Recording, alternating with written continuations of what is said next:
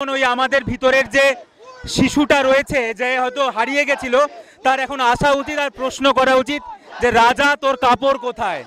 কারণ এরপরেও যদি দোষীরা না ধরা পড়ে তাহলে এর থেকে দুর্ভাগ্যজনক আর কিছু হতে পারে না। আর ডাক্তার কথাটাতে কোনো মহিলা বা পুরুষ এরকম ভাবে হয় না। আমরা তাই চাইছি আমাদেরকে প্রশাসন সুরক্ষা দিক, যাতে এটা না বলতে হয় যে মেয়েরা রাতে ঘরে বসে থাকুক। তারা আমাদেরকে এই সুরক্ষাটা দিক যাতে মেয়েরা নিশ্চিন্তে রাত্রিবেলা ঘরের বাইরে বেরোতে পারে। তো সেটা তো কিছু সেটা তো আর বলতে এরকম বলতে পারবো না যে নারী দারুণ নিরাপদ, অবশ্যই নয়। এতদিন তো লাগার কথা না, এতদিনে তো বিচার হয়ে যাওয়ার কথা, তাই না? আমরা জাস্ট উই ওয়ান্ট জাস্টিস, আমরা বিচার চাই ব্যাস।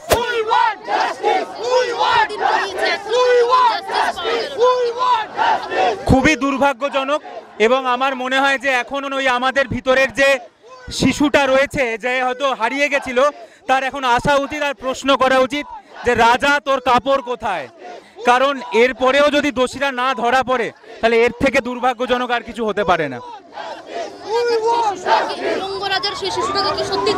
একদম একদম আমার মনে হয় প্রত্যেকের দরকার, সেই জন্য আমরা প্রত্যেকের রাস্তায় আছি এবং আমরা এই জন্যই বলছি যে এবার কিন্তু আমরা পিছু হটবো না। কারণ এবার যদি আমরা পিছিয়ে যাই তাহলে যারা দোষ করেছে তারা যা আশকারা পাবে সেটা আমরা সামনের দিনে আটকাতে পারবো না।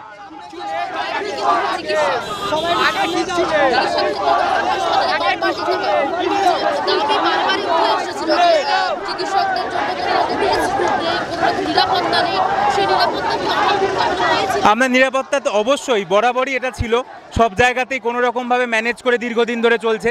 কোনোদিনই ছেলে মেয়েদের আলাদা রুম নেই, আলাদা টয়লেট নেই, বহু জায়গাতে প্রপার সিকিউরিটি নেই, সিসিটিভি নেই। 2019 সালেও একটা বড় ঘটনা ঘটেছিল, তারপরে কিন্তু আমাদের মুখ্যমন্ত্রী কথা দিয়েছিলেন যে এরকম ঘটনা রিপিট হবে না।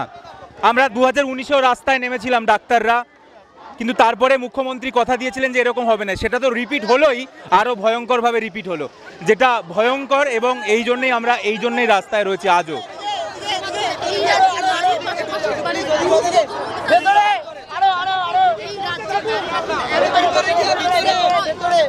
আমরা তো সেফই জানতাম, তবে এরকম ঘটনা চোখে আঙুল দিয়ে আমাদের যে কদর্য চেহারা সেটাকে বার করে আনে।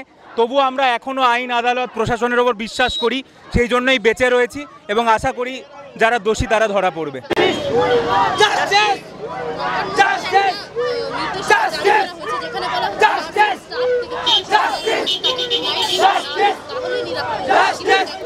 আমরা একেবারে এটার পক্ষে নই, কেননা আমরা যখন ডাক্তার হিসাবে ইন্টার্নশিপের পর শপথ নিই, ছেলে মেয়ে নির্বিশেষে সব ডাক্তার শপথ নেয় রোগীকে তার সর্বশ্রেষ্ঠ পরিষেবা দেওয়ার। আর ডাক্তার কথাটাতে কোনো মহিলা বা পুরুষ এরকমভাবে হয় না। আমরা তাই চাইছি আমাদেরকে প্রশাসন সুরক্ষা দিক, যাতে এটা না বলতে হয় যে মেয়েরা রাতে ঘরে বসে থাকুক। তারা আমাদেরকে এই সুরক্ষাটা দিক যাতে মেয়েরা নিশ্চিন্তে রাত্রিবেলা ঘরের বাইরে বেরোতে পারে।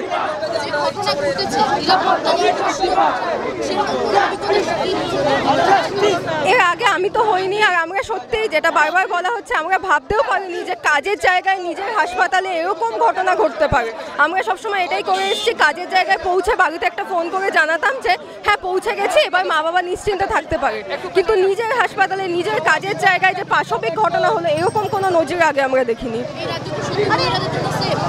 এই ঘটনার পর তো সেটা সবথেকে বড় প্রশ্নচিহ্নের মুখে, এই প্রশ্নটা, সেটার দাবিতেই আমরা সবাই আজকে পথে, যাতে আমরা প্রশাসন আমাদেরকে সেই সুরক্ষাটা দেয়, যাতে আমরা গর্বের সাথে বলতে পারি যে হ্যাঁ আমরা সেফ।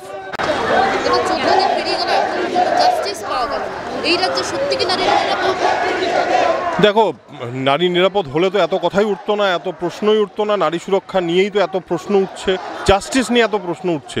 তো সেটা তো কিছু সেটা তো আর বলতে এরকম বলতে পারবো না যে নারী দারুণ নিরাপদ, অবশ্যই নয়। এই মুহূর্তে কোনো কিছুর উপর ভরসা নেই যতক্ষণ না জাস্টিস আসছে। এই যে এত মানুষের যে এত আওয়াজ জাস্টিসের জন্য, এটা তো এমনি এমনি উঠছে না, নিশ্চয়ই কোনো প্রশ্ন আছে। সুতরাং যতদিন না জাস্টিস হচ্ছে ততদিন তো ভরসা রাখতে পারছে।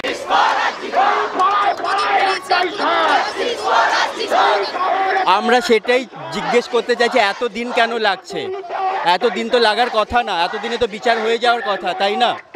আমরা জাস্ট উই ওয়ান্ট জাস্টিস, আমরা বিচার চাই ব্যাস। আমরা দেখেছি এর আগে ছবির মাধ্যমে আপনি জাস্টিস চেয়েছেন, চিত্র রেখেছেন দুর্গা ঠাকুরের উপরে, একেবারে সে জায়গায় দাঁড়িয়ে আজকের পথে না এই আন্দোলন কি চলবে? হ্যাঁ, যতক্ষণ না বিচার হবে চলবে। আর একটা কথা আমি জাস্ট ফটোর মাধ্যমে বলতে চেয়েছি, মা দুর্গা চাইছে যে এবার আমি পুজো না দিয়ে বিচার দে। আমি একবারও বলিনি বয়কট পুজো বা পুজো বন্ধ হোক।